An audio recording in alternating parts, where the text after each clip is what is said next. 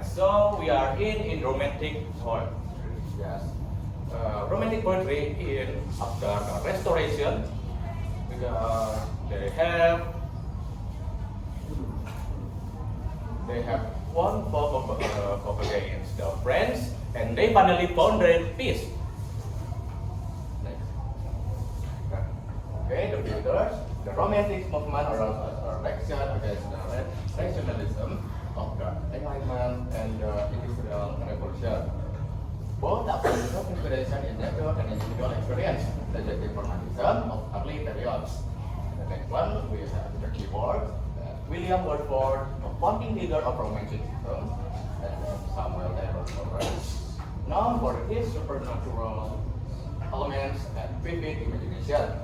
And then John Keats, famous for his odes. And the theme, we usually found romantic poetry explored the of nature, individualism, how inspiring beauty of the natural world, emotion, a sense of sadness or nostalgia, because they finally found their peace and can make their own idea. Alright.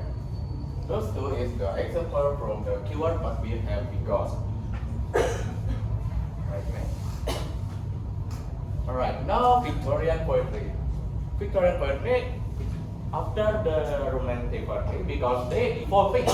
The industrials start to growing so rapidly and but they have found science and it grows printing so fast.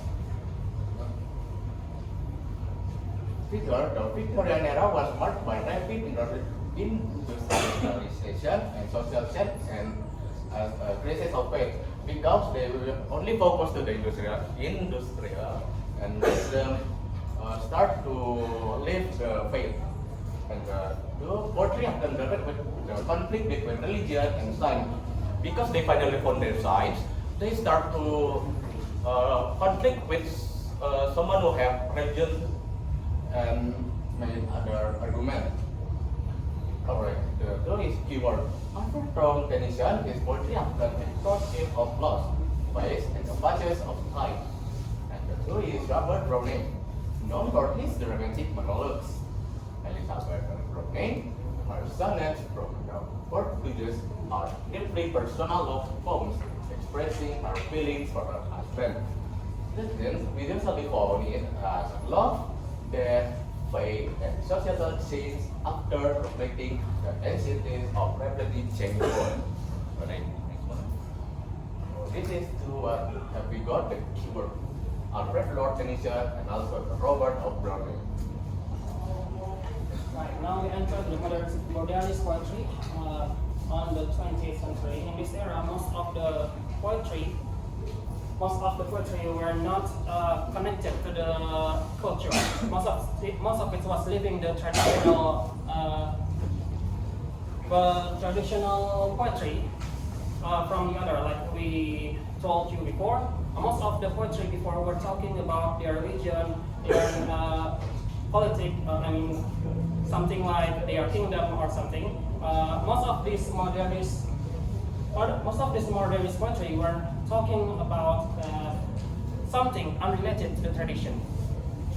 The futurist modern, I said before, is rich with tradition, often experimenting with form, language, and content to reflect the complexity of the modern world. So it's like most of it are experiments. The person who write the poetry mostly are the person who have the expert, who have been expert in language. So they have the experiment the language to make their own poetry. So this make them experimenting with form, language, and content to reflect their complexities of the modern world. And also it also free verse became popular. This era, free verse became popular, allowing poets for flexibility in their expression. Most of this era, the poetry are free verse. So it's like it's flexible. It's up to the poetry writer. It's not on the rules of the before, like in the before era. It's mostly their own personal reflection. The keyword is like T.S. Eliot, W.B. Yeats, Ezra Pound, all of it's mostly talking about their personal reflection. They have their own opinion, like the wasteland reflects a blend of Irish mythology, personal reflection, like I said, and political concerns. A central figure in the images movement, like that, I say, images movement. They have their own opinion with their poetry in this era. The themes is modernist poetry often deals with the themes of alienation. Alienation is like something we don't know, but we make it like we know about it. Disillusionment, search for meaning in the fragmented worlds and chaos of modern life. It's talking about mostly the opinion and mostly radical opinion.